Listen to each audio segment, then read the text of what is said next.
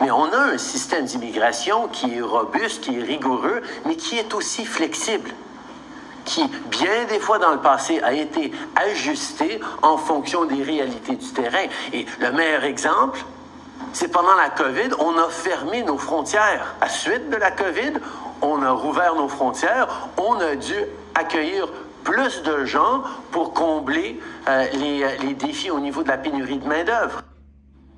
Alors, je vous montre le tableau, puis je vous laisse parler ensuite. Alors, 105 000 de moins en 2025, 380 000 le nouveau seuil de 2026, donc 120 000 par rapport à l'objectif qui était de 500 000, et ensuite on continue à baisser.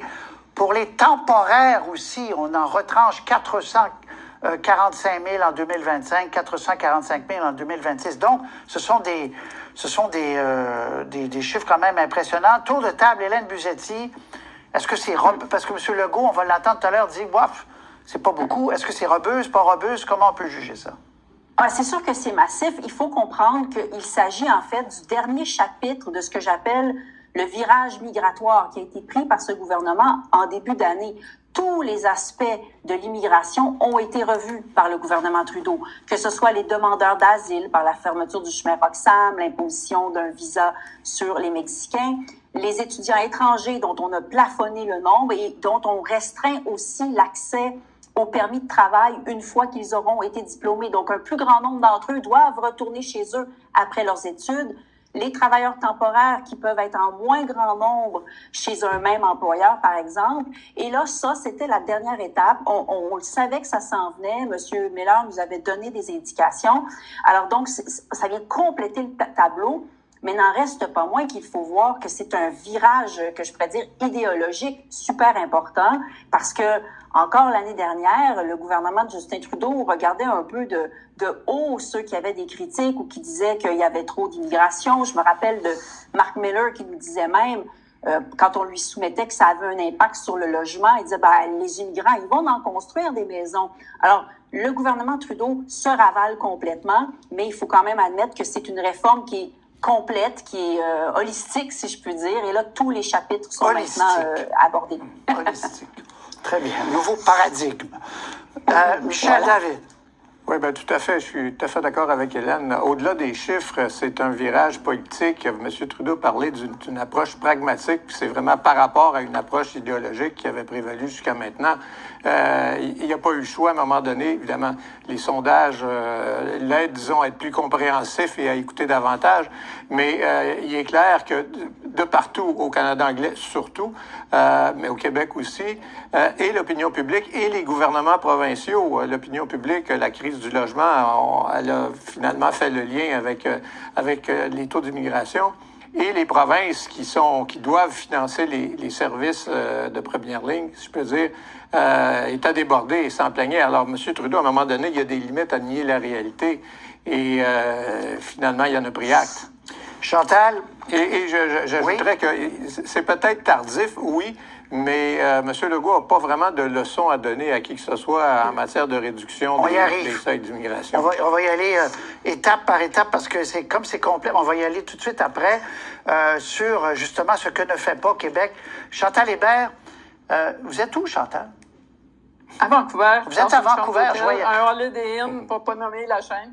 Je ne reconnaissais pas l'environnement. Alors, non, mais j'ai pas de paysage, là, c'est beau de ma fenêtre, okay. Je voulais pas aller sur le balcon. C'est intéressant parce que vous êtes à Vancouver, puis Michel David vient de dire quelque chose, il dit, avant, c'était beaucoup, enfin, on avait l'impression que c'était beaucoup au Québec que les gens se plaignaient du nombre. Or, les sondages montrent même que au Canada anglais, on trouve encore plus qu'au Québec que trop d'immigrants, selon eux. Maintenant, la perception a changé. Mais revenons à l'annonce de M. Trudeau. Est-ce que c'est majeur, d'après vous? Oui, forcément, c'est majeur quand on annonce un gouvernement libéral qui annonce qui diminue d'un cinquième, 20% ses cibles et qui ça s'inscrit, Hélène l'a bien décrit, là, dans un ensemble quand même de mesures qui, quand on les additionne, c'est une correction majeure. La différence, selon moi, là, sur le plan politique, entre il y a un an et aujourd'hui, c'est pas seulement que dans les provinces, on se plaint. Et oui, à Vancouver, avec le prix des logements, je vous laisse imaginer que la pression supplémentaire de gens qui arrivent D'abord, on peut pas les loger parce qu'ils n'ont pas les moyens de se loger. Mais ensuite, il n'y a pas les prix des logements ici, là, ça ferait verdir n'importe quel Montréalais à qui on offrirait un poste à Vancouver. Mais il y a un an, les libéraux s'imaginaient encore qu'ils allaient pouvoir se distinguer des conservateurs en disant « Nous, on est ouverts à l'immigration et eux le sont pas ». Ce discours-là ne tient plus la route à cause de la crise du logement, à cause de tout ce qu'on a vu. Et de plus en plus, c'est pas seulement sur ce dossier-là qu'on voit ce genre de virage libéral-là où on se colle sur les politiques que M. Poilievre mettrait de l'avant plutôt que de dire le contraire. Mais sur ce sujet-là, c'est frappant, d'autant plus frappant qu'aujourd'hui, j'ai regardé le peu que j'ai vu là, du point de presse de M. Poilievre. En gros, il disait les libéraux ont foutu en l'air le système d'immigration. Ça prend des élections. Mais je l'ai pas entendu dire voici les mesures qu'ils devraient pas prendre ou qu'on prendrait nous. Pourquoi? Parce que je pense qu'on est rendu à peu près au même endroit. Alors, si M. Legault aime pas ces compressions-là, j'ai pas l'impression qu'il va en avoir davantage du prochain si c'est M. Poilievre. Bon, ben justement, on y arrive. On va écouter, si c'est possible, d'écouter M. Legault avant M. Trudeau. Je parle non pas à vous, mais à mes amis en régie. M. Legault, M. Roberge, et on revient. La baisse des seuils d'immigration annoncée par M. Trudeau, ça fait votre affaire? Trudeau, excusez. C'est pas une grosse baisse. Ouais. Et j'attends encore le plan de M. Legault. Donc, il est là pour parler des responsabilités du gouvernement fédéral qu'on assume, qu'on a assumé en réglant la question du chemin Roxham, qu'on a assumé avec l'ajustement au niveau des étudiants internationaux, qu'on a assumé au niveau des réductions des seuils d'immigrants temporaires. M. Legault, lui, il doit assumer ses responsabilités en rapport d'immigration temporaire. J'attends son plan. Bon, on écoutera peut-être M. Roberge après, mais je voulais revenir parce que c'est... voilà, la question est reposée, Michel David, en disant... Ottawa dit, OK, vous arrêtez pas de dire qu'on fait rien, là, on commence à trouver qu'on en fait beaucoup, puis vous, vos objectifs de réduction sur le temporaire contrôlé par Québec, c'est à peu près 3-4 000 personnes. C'est tout, là, Michel. C'est tout. Et sur le permanent aussi, les seuils d'immigration que la CAQ voulait réduire sensiblement quand elle était dans l'opposition et au début dans le premier mandat, maintenant, ils ont été haussés. Là, on est entre 50 et 60 000 et à ce que je sache, il n'est pas question de baisser ça. Peu importe ce qu'Ottawa fait, Québec maintient, lui, la part qu'il a de l'immigration canadienne. Et pour vous l'avez dit, sur les temporaires, écoutez, c'est des mesurettes qui vont durer 6 mois.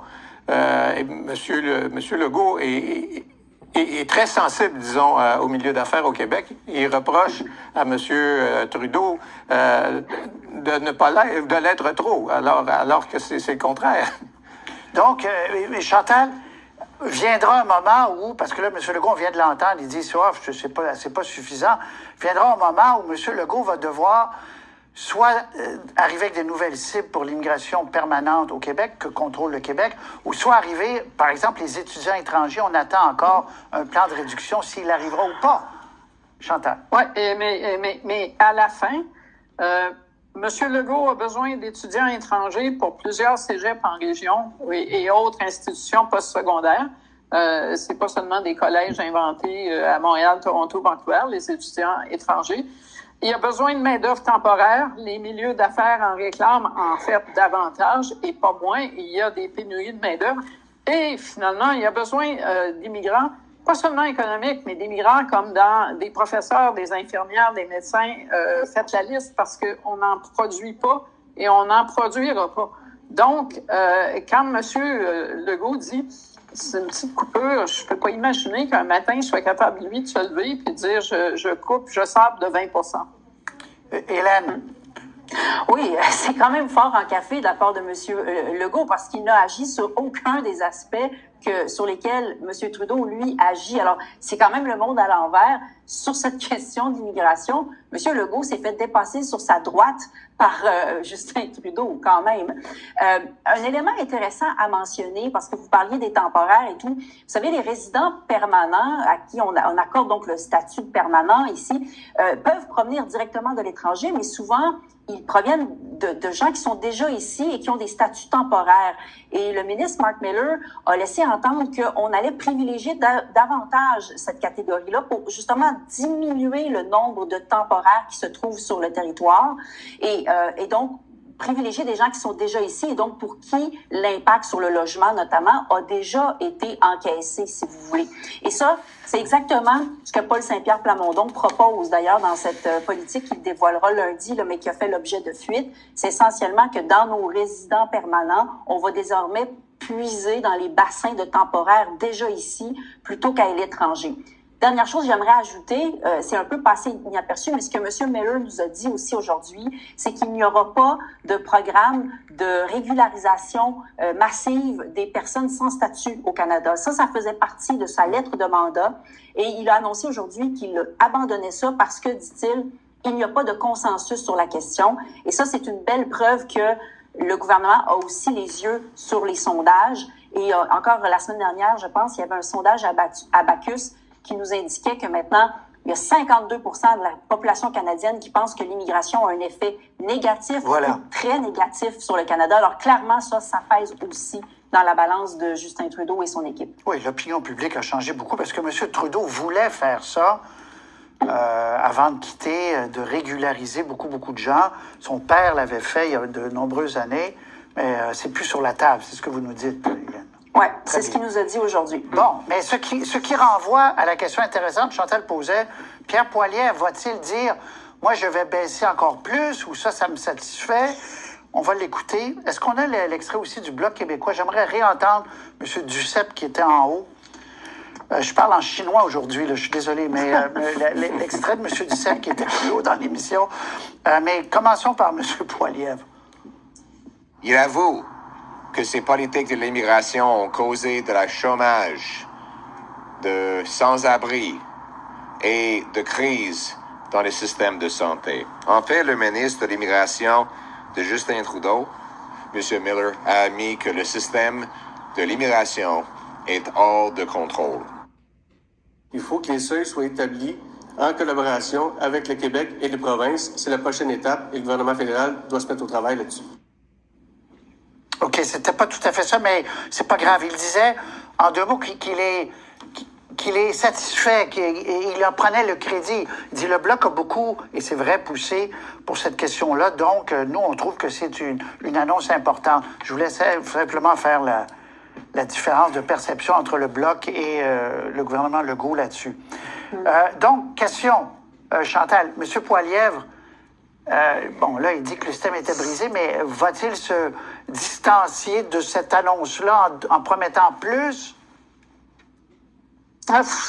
Ça m'étonnerait. Je pense qu'on va rester assez flou, c'est-à-dire que M. Poilievre a déjà dit qu'il allait arrimer, et faites-en ce que vous voulez, les niveaux d'immigration à la création de logements. Mais à un moment donné, il ne peut pas se lancer beaucoup plus loin que là où sont les libéraux. Pourquoi? Parce que la communauté d'affaires lève déjà la main pour dire c'est trop vite. Et M. Poilievre n'a pas de point à aller gagner là. L'autre question, et elle est délicate pour le Parti conservateur en particulier, à cause de la dernière campagne de Stephen Harper. Rappelez-vous les lignes pour dénoncer les pratiques culturelles barbares et les histoires de cérémonies de sermentation. Quand M. Poilievre dit que ça a causé du chômage, il faut qu'il fasse très, très attention de ne pas se faire prendre à dire s'il y a du chômage, c'est parce que des gens prennent des jobs. Et je pense qu'il est à la limite de là où il peut aller. Je serais vraiment étonné qu'aujourd'hui, les libéraux n'aient pas coupé l'herbe sous le pied des conservateurs sur ce front-là. Donc, il n'y aura pas... Neutraliser tout au moins. Michel David et Hélène Buzzetti, il n'y aura pas de surenchère, vous pensez, lors de la prochaine, on ne sait pas quand exactement, campagne électorale fédérale, Michel? Non, moi, j'ai l'impression qu'il n'y en aura pas, comme il n'y en aura pas sur à peu près tout le reste. Aussitôt que M. Trudeau dit quelque chose, M. Poilievre dit « Ah, c'est un aveu d'échec ». Alors, sa stratégie ne changera pas. Attaquer le gouvernement Trudeau, c'est beaucoup plus simple et probablement efficace que lui-même mettre de l'avant des mesures sur lesquelles on pourra débattre et qui vont peut-être s'avérer moins intéressantes que celles qu'il veut défaire. Alors, je ne m'attends pas du tout à ce que M. Poilievre change de nature.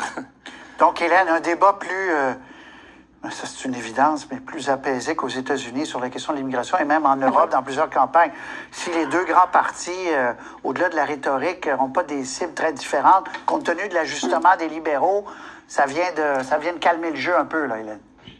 Oui, certainement. Moi, j'avoue que ça m'a toujours un peu étonnée, quoique je le comprends, mais cette espèce de timidité et pudeur de la part du Parti conservateur sur les questions migratoires, ils ont toujours vu les choses de la même manière que les libéraux. C'est pas mal blanc-bonnet et bonnet-blanc là-dessus. Il faut comprendre que les conservateurs font le calcul que l'immigration maintenant provient essentiellement de pays un peu plus conservateurs socialement. On parle de l'Asie du Sud, la Chine, etc. Et ils estiment qu'il y a dans ces cultures-là plus de réceptivité au discours conservateur. Et donc, pour eux, ils font le calcul que désormais, l'immigration va peut-être être dans leur camp plutôt que traditionnellement l'a été dans le camp libéral. Alors, c'est sûrement pour ça qu'ils ne parlent pas trop fort, mais il faut quand même garder à l'esprit que même les immigrants qui sont ici commencent eux aussi à trouver que les rythmes sont trop élevés parce que eux aussi subissent, comme tout le reste de la population, les impacts sur le logement, etc., etc. Très bien. Bon.